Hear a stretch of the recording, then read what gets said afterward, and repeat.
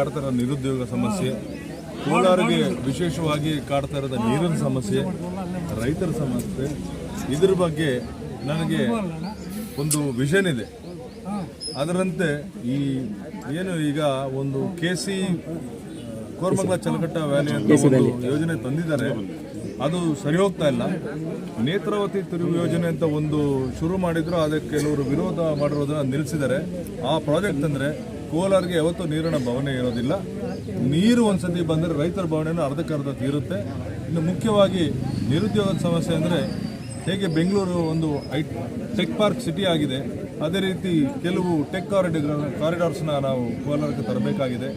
ಆಮೇಲೆ garments factories ಏನಿದೆ ಅವು ಹೆಚ್ಚಿನ ಸಂಖ್ಯೆಯಲ್ಲಿ ಬಂದರೆ ನಮಗೆ ಇಲ್ಲಿ ಈ ಭಾಗದ ಹೆಣ್ಣುಮಕ್ಕಳಿಗೆ, ಕೋಲಾರ ಜಿಲ್ಲೆಯ ಹೆಣ್ಣುಮಕ್ಕಳಿಗೆ ಸ್ವಲ್ಪ ಉದ್ಯೋಗ ಅವಕಾಶಗಳು ಜಾಸ್ತಿ ಸಿಗುತ್ತೆ ಅಂತೇಳಿ, ಇನ್ನೂ ತುಂಬ ಯೂತ್ ಇಂಡಸ್ಟ್ರಿಯಲ್ ಟೌನ್ಶಿಪ್ಗಳು ಬರಬೇಕು, ಭಾಳ ಕೆಲಸ ಆಗಬೇಕಾಗಿದೆ. ಬೆಂಗಳೂರಿಂದ ತುಂಬ ಹತ್ತಿರ ಇದೆ. ಈಗಾಗಲೇ ರೋಡ್ ಕನೆಕ್ಟಿವಿಟಿ ಚೆನ್ನಾಗಿದೆ. H. ಮುನಿಯಪ್ಪನವರು ಮುಂಚೆನೇ 4 ಲೈನ್ ಇದ್ದಿದ್ದು 6 ಲೈನ್ ಮಾಡಿ ಕನೆಕ್ಟಿವಿಟಿ ಚೆನ್ನಾಗಿದೆ. ಈಗ ಎಕ್ಸ್ಪ್ರೆಸ್ ವೇನು ಬರ್ತಾರೆ. ಇದನ್ನು ಸದುಪಯೋಗ ಮಾಡಿಕೊಂಡು ನಮಗೆ ಒಂದು ಟೆಕ್ ಕಾರಿಡಾರು ಬರಬೇಕು, ಆಮೇಲೆ ಇಂಡಸ್ಟ್ರಿಯಲ್ ಕಾರಿಡಾರು ಬಂದರೆ ಇದಕ್ಕೆಲ್ಲ ನಮಗೆ ಅನುಕೂಲ ಆಗುತ್ತೆ, ಅಭಿವೃದ್ಧಿಗೆ ಅನುಕೂಲ ಆಗುತ್ತೆ. ಈಗ ಪ್ರಶಸ್ತವಾಗಿದೆ ಆ್ಯಕ್ಚುಲಿ ಕೋಲಾರ. ಈಗ ನಾವೇನಾದ್ರೆ ಪ್ರಾಜೆಕ್ಟ್ಗಳು ಸೆಂಟ್ರಲ್ ಗೌರ್ಮೆಂಟಿಂದ ಸ್ಯಾಂಕ್ಷನ್ ಮಾಡಿ ತರೋದೊಂದು ಬಾಕಿ ಇದೆ. ಆ ಕೆಲಸ ನಾನು ಮಾಡ್ತೀನಿ. ಈಗ ನೀರು ಮುಖ್ಯವಾಗಿ ನಮ್ಮ KGS ಗ್ರೂಪ್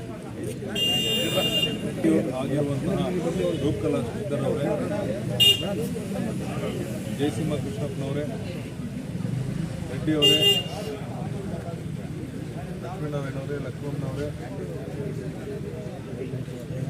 ವೆಂಕಣ್ಣನವರೇ, ನೆರೆದಿರುವ ಎಲ್ಲ ನಾಯಕರುಗಳೇ, ನಿನ್ನೆ ಅಪ್ಪಿರೆಡ್ಡಿ ಅವರೇ, ಸಾರಿ ಯಾಕಂದ್ರೆ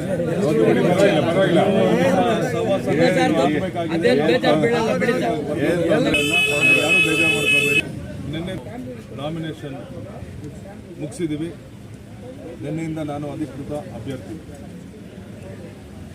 ನಮಗೆ KGF ಬಗ್ಗೆ ಏನು ಭಯ ಇಲ್ಲ. ಯಾಕಂದರೆ ಮೇಡಮ್ ಇರೋ ತನಕ ಇದು ಕಾಂಗ್ರೆಸ್ನ ಭದ್ರಕೋಟೆನೆ.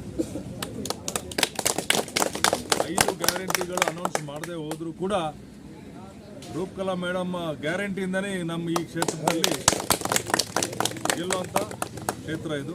ಭಾಳಷ್ಟು ಅಭಿವೃದ್ಧಿ ಕಂಡಿದೆ. ನಾನು ಎಲ್ಲ ನೋಡ್ಕೊಂಡು ಬಂದಿದ್ದೀನಿ. ಇನ್ನು ಮುಂದೆ ಹೇಗೆ ಏನೇನು ಪ್ರಾಜೆಕ್ಟ್ಗಳಿದೆ ಅನ್ನೋದು ಕೂಡ ಎಕ್ಸ್ಪ್ಲೇನ್ ಮಾಡಿದ್ದಾರೆ. ಈ ತಾಲೂಕು ಮಿಕ್ಕ ತಾಲೂಕುಗಳಿಗಿಂತ ಹೆಚ್ಚಿನ ಅಭಿವೃದ್ಧಿ ಹೊಂದುತ್ತೆ ಅಂತ ನನಗಂತೂ ಭರವಸೆ ಇದೆ. ನಿಮ್ಮಲ್ಲಿ ನಾನು ಅಭ್ಯರ್ಥಿಯಾಗಿ ಭಿನ್ನವಹಿಸ್ಕೊಳ್ಳೋದೇನೆಂದರೆ, ನಮಗೆ ಸಮಯದ ಅಭಾವ ಇದೆ. ಪ್ರತಿಯೊಂದು ಪಂಚಾಯತಿಗೂ ನಾನು ಬರೋಕ್ಕಾಗಲ್ಲ. ಸಮಯ ಸಿಕ್ಕಿದಾಗಲೆಲ್ಲ ಮೇಡಮ್ ಅವ್ರು ಯಾವ ಪಂಚಾಯತಿ ಹೇಳ್ತಾರೋ ನಾನು ಅಲ್ಲಿ ಬಂದೋಗ್ತಾ ಇರ್ತೀನಿ. ನೀವೆಲ್ಲ ತಾವೇ ಎಲೆಕ್ಷನ್ ನಿಂತಿದ್ದೀರಾ ಅಂತ ತಿಳ್ಕೊಂಡು, ಇದು ನಮ್ಮ ಈಗಾಗಲೇ ನಾವು 5 ವರ್ಷ ಕಳ್ಕೊಂಡಿದ್ದೀವಿ. ಯಾರೋ ಒಬ್ಬ ಸರ್ಲನ್ನು ತಂದಿಟ್ಕೊಂಡು 7 ಬಾರಿ ಗೆದ್ದಂಥ ನಮ್ಮ ಮುನಿಯಪ್ಪ, ಇದು ದೇಶದ ವಿದ್ಯಮಾನಗಳಲ್ಲಿ ನಿಮ್ಗೆ ಏನೇನು ಆಯಿತು ಅಂತ ಗೊತ್ತು. ಕಳೆದ ಬಾರಿ ಇದೊಂದೇ ಕ್ಷೇತ್ರ ಅಲ್ಲ, 27 ಕ್ಷೇತ್ರ ಸುತ್ತು ಕರ್ನಾಟಕದಲ್ಲಿ. ಅದಕ್ಕೆ ಕಾರಣ ಏನಂತನೂ ತಮಗೂ ಗೊತ್ತು. ಇಷ್ಟು ವರ್ಷ ಮುನಿಯಪ್ಪ ಸೋಲಿಲ್ಲದ ಸರದಾರನಾಗಿದ್ದರು. ಆದರೆ ಅದು ನ್ಯಾಷನಲ್ ಎಫೆಕ್ಟು. ಮುನಿಯಪ್ಪ ಸಾಹೇಬರು ಸೋಲ್ಬೇಕಾಯಿತು. ನಮ್ಮ ತಂದೆ KC ವಿಜಯಕುಮಾರ್ ಅಂತ X-mayor, SC/ST development corporation chairman ಆಗಿದ್ದರು. ಈ ಭಾಗದಲ್ಲಿ ಭಾಳ ಕೆಲಸನೂ ಮಾಡಿದ್ದಾರೆ. ಅವರು ಚೇರ್ಮನ್ ಆಗಿದ್ದಾರೆ. ನಮ್ಮ ತಂದೆಯವರು ಮುನಿಯಪ್ಪನವರು ಭಾಳ ಕ್ಲೋಸ್ ಫ್ರೆಂಡ್ಸು. ಹಾಗಾಗಿ ನಾನು ಅವ್ರ ಮನೆ ಹುಡುಗಾನೆ. ನೀವೆಲ್ಲ ತಮ್ಮ ಮನೆ ಮಗ ಅಂತ ಭಾವಿಸಿ ನನಗೆ ಮತ ಹಾಕಿ ಗೆಲ್ಲಿಸಿಕೊಟ್ರೆ ನಿಮ್ಮವನ್ನ ಕೆಲಸ ಮಾಡ್ತೀನಿ. ಈಗಾಗಲೇ ಯಾರು ಹಿರಿಯರು ಹೇಳಿದ್ರು, ಮೇಡಮ್ ಸ್ಟೇಟ್ ಗೌರ್ಮೆಂಟಲ್ಲಿ, ನಾನು ಸೆಂಟ್ರಲ್ ಗೌರ್ಮೆಂಟಲ್ಲಿ ಕೇಂದ್ರದಿಂದ ಬರಬೇಕಾದ ಎಲ್ಲ ಸವಲತ್ತುಗಳು ತಮಗೆ ತಲುಪಿಸೋಂಥ ಕೆಲಸ ನಾನು ಮಾಡ್ತೀನಿ ಅಂತ ಹೇಳ್ತಾ ಇದ್ದೀನಿ. ನನಗೆ ಅವಕಾಶ ಮಾಡಿಕೊಟ್ಟು ಎಲ್ಲರಿಗೂ ವಂದಿಸ್ತೇನೆ. ಏನಿದ್ದೀರಾ, ನಮ್ಮ ಶಾಸಕರಾದಂಥ ರೂಪಾ ಶಶಿಧರ್ ಅವರ ನೇತೃತ್ವದಲ್ಲಿ ಖಂಡಿತವಾಗಿ ಏನು ಮೇಡಮ್ ಅವರು 50,000 ಲೀಡಲ್ಲಿ ಗೆದ್ದರು, ಅದಕ್ಕಿಂತ ಹೆಚ್ಚಿಗೆ ನಮಗೆ ಈಗಾಗಲೇ ಮೇಡಮ್ ಅವರು ಮೀಟಿಂಗ್ ಕರೆದು ಹೇಳ್ಬಿಟ್ಟಿದ್ದಾರೆ. ನಮ್ಮ ಕ್ಯಾಂಡಿಡೇಟ್ಗೂ ನಮ್ಮ ಸೀಟು ಗಲಾಟೆಗಳು ಸಾವಿರಾರು ನಡೆದಿರ್ಬೋದು, ಆದರೂ ಕೂಡ ನಮಗೆ ಪಕ್ಷ ಮುಖ್ಯ ಅಂತ ಈಗಾಗಲೇ ಎಲ್ಲ ಮಾಧ್ಯಮಗಳಿಗೂ ಹೇಳಿದ್ದಾರೆ. ಅದೇ ರೀತಿ ನಮಗೂ ಇನ್ಸ್ಟ್ರಕ್ಷನ್ಸ್ ಕೊಟ್ಟಿದ್ದಾರೆ ಕಾನ್ಸ್ಟಿಟ್ಯೂನ್ಸಿಯಲ್ಲಿ. ಯಾವ ಕಾನ್ಸ್ಟಿಟ್ಯೂನ್ಸಿ ಏನಾದರೂ ಆಗಲಿ ಪರವಾಗಿಲ್ಲ, ನಮ್ಮದ್ರಲ್ಲಿ ನನಗೇನು ಲೀಡ್ ಬಂತು ಅದಕ್ಕಿಂತ 100 ವೋಟ್ ಜಾಸ್ತಿ ಲೀಡ್ ಕೊಡಿಸ್ಬೇಕು ಅಂತ ಹೇಳಿದ್ದಾರೆ. ಅದ್ರ ಪ್ರಕಾರ ನಮ್ಮ ನಾಯಕರೆಲ್ಲರೂ ಈಗಾಗಲೇ ಕೂತು ಮಾತಾಡಿದ್ದೀವಿ. ಗೌತಮ್ ಅವ್ರನ್ನ ಇಡೀ ಜಿಲ್ಲೆಯಲ್ಲೇ ಅತಿ ಹೆಚ್ಚಿನ ಮತಗಳಿಂದ ನಾವು ಜಯಗಳಿಸೋಕ್ಕೆ ಏನು ಬೇಕೋ ಎಲ್ಲ ಭರವಸೆಯನ್ನು ಕೊಡ್ತಾ ಇದ್ದೀವಿ. Thank you. ಇವತ್ತೊಂದು ದಿವಸ ನಮ್ಮ ಶಾಸಕರಾದಂಥ ಶ್ರೀಮತಿ ರೂಪಾ ಶಶಿಧರ್ ಮೇಡಮ್ ನೇತೃತ್ವದಲ್ಲಿ ನಮ್ಮ ಕೋಲಾರ ಡಿಸ್ಟಿಕ್ ಕಾಂಗ್ರೆಸ್ ಅಭ್ಯರ್ಥಿ ನಮ್ಮ ಗೌತಮ್ ಸರ್ ಬಂದಿದ್ದಾರೆ. ಇದು ಬಂದ್ಬಿಟ್ಟು ರೂಪಾ ಶಶಿಧರ್ ಕಾಂಗ್ರೆಸ್ ಭದ್ರಕೋಟೆ KGF. ಇದು ಲಾಸ್ಟ್ ಟೈಮ್ ಎಲೆಕ್ಷನ್ ನಡೆಯೋ ಟೈಮಲ್ಲೂ ನಮ್ಮ ಸಾಹೇಬರು ದೊಡ್ಡವರು KH ಮುನಿಯಪ್ಪ ಸಾಹೇಬರು ಎಲ್ಲ ಡಿಸ್ಟಿಕ್ಕಿಂದ ಒಂದು 10,000 ಮೇಡಮ್ ಏನು ಮತ ತಗೊಂಡ್ರೆ ಅದಕ್ಕಿಂತ 10,000 ಮತ ಜಾಸ್ತಿ ತಗೊಂಡಿರೋ ಕ್ಷೇತ್ರ ನಮ್ಮ KGF. ಈ KGFನಲ್ಲಿ ಮೇಡಮ್ ಅವರು ತುಂಬ ಪ್ರಯತ್ನದಿಂದ ನಮಗೆಲ್ಲ ಉತ್ಸಾಹ ಕೊಟ್ಟು ನಮ್ಮ ಅಭ್ಯರ್ಥಿ ಗೌತಮ್ ಸರ್ ಅವರು 1 ಲಕ್ಷ ಓಟು ತಗೊಂಡು ಅತಿ ದೊಡ್ಡ ಪ್ರಮಾಣದಿಂದ ನಮ್ಮ ಕೋಲಾರ ಡಿಸ್ಟಿಕ್ನಲ್ಲಿ ಗೆಲ್ತಾರಂಥ ವಿಶ್ವಾಸ ನಮಗಿದೆ. ರಾತ್ರಿ ಹಗಲು ನಮ್ಮ ಮೇಡಮ್ ನೇತೃತ್ವದಲ್ಲಿ ನಾವು ದುಡಿತೀವಿ. ನಮ್ಮ ಪಕ್ಷ ಅಭ್ಯರ್ಥಿನೇ ಗೆಲ್ಸ್ತೀವಿ ಅಂತ ನಾವು ಭರವಸೆ ಕೊಡ್ತೇವೆ. ಅಧಿಕೃತವಾಗಿರುವಂಥ ಅಭ್ಯರ್ಥಿಯವರು ಸೋದರ ಸಮಾನರಾಗಿರುವಂಥ ಗೌತಮ್ ಅವರು ಇವತ್ತು ಕದಿರ್ಗಾನಕುಪ್ಪದಲ್ಲಿ ದೇವಮೂಲೆಯಲ್ಲಿ ಗುರು ಹಿರಿಯರ ಆಶೀರ್ವಾದ ತಗೊಂಡು ನನ್ನ ಕ್ಷೇತ್ರದಲ್ಲಿ ಮಾರ್ಗದರ್ಶಕರಾಗಿರುವಂಥವರು, ಕಾಂಗ್ರೆಸ್ ಪಕ್ಷನ ಕಟ್ಟಿರೋವಂಥವ್ರು, ಬೆಳೆಸಿರೋವಂಥವ್ರು, ರಕ್ಷಣೆ ಮಾಡ್ಕೊಂಡು ಬರ್ತಾ ಇರೋವಂಥವರ ಗುರು ಹಿರಿಯರ ಆಶೀರ್ವಾದ ತಗೊಂಡು ದೇವಮೂಲೆಯ ದೇವರ ದರ್ಶನ ಮಾಡಿ ಎಲ್ಲ ಕಾರ್ಯಕರ್ತರು, ಬೂತ್ ಮಟ್ಟದ ಪದಾಧಿಕಾರಿಗಳು, ಗೌರವಾನ್ವಿತ ಗ್ರಾಮ ಪಂಚಾಯತಿ ಸದಸ್ಯರು, ಎಲ್ಲ ಪಂಚಾಯತಿಯಿಂದ ಅಧ್ಯಕ್ಷರು ಬಂದಿದ್ದಾರೆ, ಉಪಾಧ್ಯಕ್ಷರು ಬಂದಿದ್ದಾರೆ, ಮುಖಂಡರು. ಇವತ್ತು ಯಾರೇ ಒಬ್ಬ ಗ್ರಾಮ ಪಂಚಾಯತಿ ಸದಸ್ಯರಾಗಬೇಕಂದ್ರೆ ಈ ಭಾಗದಲ್ಲಿ ಮುಖಂಡರು ಅವ್ರನ್ನ ಗೆಲ್ಲಿಸಿ ಶಕ್ತಿ ತುಂಬುವಂಥ ಪ್ರಯತ್ನ ಮಾಡ್ತಾರೆ. ನಿಸ್ವಾರ್ಥವಾಗಿ ಪಕ್ಷವನ್ನು ಕಟ್ಟಿರುವಂಥ ಎಷ್ಟೋ ಮುಖಂಡರಿದ್ದಾರೆ. ಯಾವುದೇ ಅಧಿಕಾರ ಏನು ಆಸೆ ಪಡದೆ ನಿಸ್ವಾರ್ಥವಾಗಿ ಕಾಂಗ್ರೆಸ್ ಬರಲಿ, ಬಡವ್ರನ್ನ ಉಳಿಸ್ಲಿ ಅನ್ನುವಂಥ ಒಂದೇ ಒಂದು ಸ್ಲೋಗನ್ನಿಂದ ಕಾಂಗ್ರೆಸ್ ಬಂದರೆ ಬಡವ್ರನ್ನ ರಕ್ಷಣೆ ಮಾಡುತ್ತೆ, ಕಾಂಗ್ರೆಸ್ ಗೆದ್ದರೆ ಬಡವ್ರನ್ನ, ರೈತರನ್ನ, ಅಮಾಯಕರನ್ನ, ಮಹಿಳೆಯರನ್ನ ರಕ್ಷಣೆ ಮಾಡುತ್ತೆ ಅನ್ನುವಂಥ ದೂರದೃಷ್ಟಿ ಇಟ್ಕೊಂಡು ಎಷ್ಟೋ ಜನ ಕುಟುಂಬಗಳು ಎಲೆಕ್ಷನ್ ಬಂದಾಗ, ಚುನಾವಣೆ ಬಂದಾಗ ಅವ್ರ ಮನೇನ ಬಿಟ್ಟು, ಕೆಲಸನ ಬಿಟ್ಟು ಹೊರಗಡೆ ಬಂದು ಕಾಂಗ್ರೆಸ್ ಪಕ್ಷನ ನಿಷ್ಠಾವಂತವಾಗಿ ಕಟ್ಟಿರುವಂಥ ಎಷ್ಟೋ ಜನ ಮುಖಂಡರು ಇವತ್ತು ಕಾಂಗ್ರೆಸ್ ಪಕ್ಷಕ್ಕೆ ಆಸ್ತಿ ಇದ್ದಂಗೆ. ಯಾರು ಕಾಂಗ್ರೆಸ್ ಪಕ್ಷಕ್ಕೆ ಆಸ್ತಿ ಅಂದರೆ ಕಾರ್ಯಕರ್ತರು, ಮುಖಂಡರು. ಕಾಂಗ್ರೆಸ್ ಪಕ್ಷನ ನಿಸ್ವಾರ್ಥವಾಗಿ ಕಟ್ಟುವಂಥವ್ರೆ ಕಾಂಗ್ರೆಸ್ ಪಕ್ಷದ ಆಸ್ತಿ ಅಂತ ನಾನು ಹೇಳಕ್ಕೆ ಇಷ್ಟಪಡ್ತೀನಿ.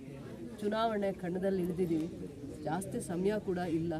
ಏನೇ ವಿಚಾರ ಬಂದರೂ ನಿಮ್ಮ ಹೆಣ್ಮಗು, ನಾನು ಬರೋಕ್ಕೆ ಮುಂಚೆ ಕಾಂಗ್ರೆಸ್ ಪಕ್ಷನ ಕಟ್ಟಿರೋವಂಥವ್ರು, ಭದ್ರಕೋಟೆ ಆಗಿ ನಿಲ್ಲಿಸ್ಕೊಂಡಿರುವಂಥವ್ರು, ನಾನು ನಿಮ್ಮ ಹತ್ರ ಬಂದಾಗ ಒಂದು ಹೆಣ್ಮಗು ಆಗಿ ನನ್ನನ್ನು ಕರೆದು ಆಶ್ರಯ ಕೊಟ್ಟು ನನ್ನ ಜೊತೆ ಮಾರ್ಗದರ್ಶನ ಕೊಟ್ಕೊಂಡು ನನ್ನನ್ನು ಈ ಹಂತಕ್ಕೆ ಬೆಳೆಸಿರುವಂಥ ಎಲ್ಲ ನನ್ನ ಮುಖಂಡರಲ್ಲಿ ನನ್ನ ಒಂದೇ ಒಂದು ಮನವಿ ಅಷ್ಟೇ, ಮನವಿ ಅಥವಾ ಬೇಡಿಕೆ.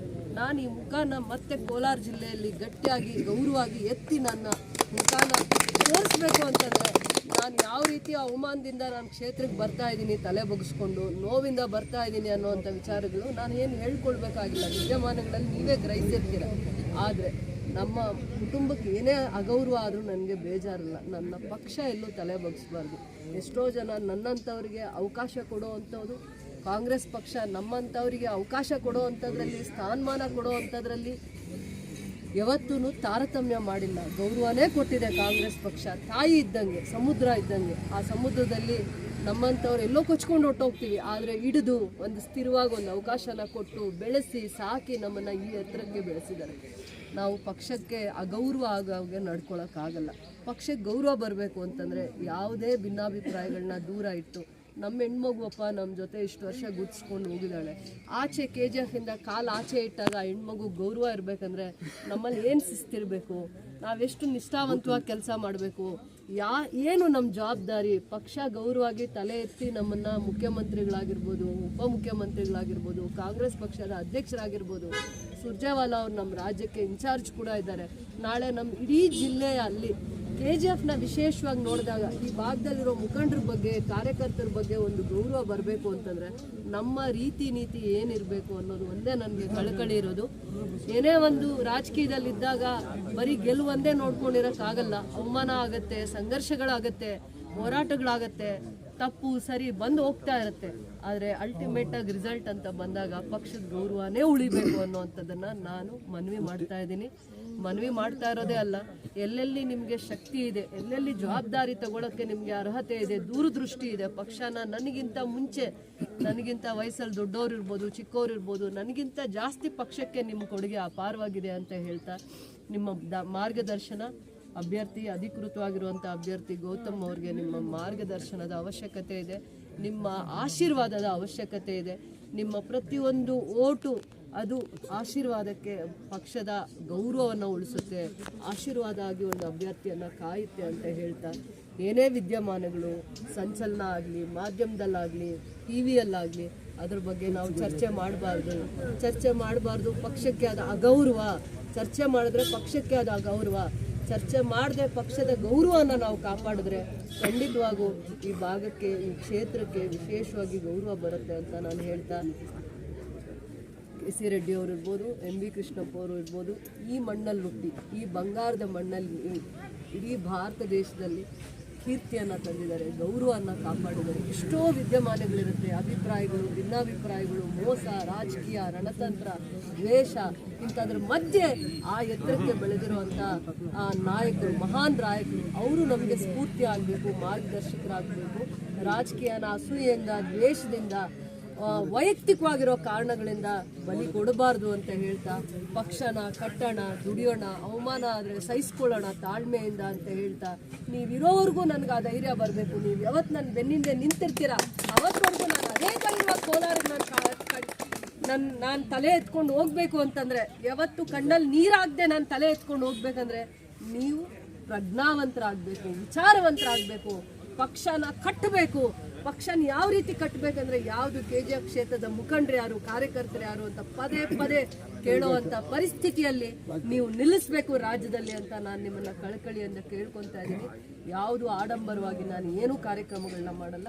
ಒಂದು ಎಲ್ಲ ಕಾರ್ಯಕರ್ತರ ಮುಖಂಡರ ಸಭೆಯನ್ನು KGF ಅಲ್ಲೋ ಗ್ರಾಮೀಣ ಭಾಗದಲ್ಲೋ ಖಂಡಿತವಾಗೂ ಮಾಡ್ತೀನಿ. ಒಂದು ಡೇಟ್ ತಗೊಂಡು ಪರ್ಮಿಷನ್ಸ್ ಎಲ್ಲ ತಗೊಂಡು ಒಳ್ಳೆ ದಿನ ಅಂತ ಹೇಳಿದ್ದಕ್ಕೆ ಶುಕ್ರವಾರ ನಾವು ಕದ್ರಿಗಾನ್ ಪೂಜೆ ಮಾಡಿದ್ದೀವಿ.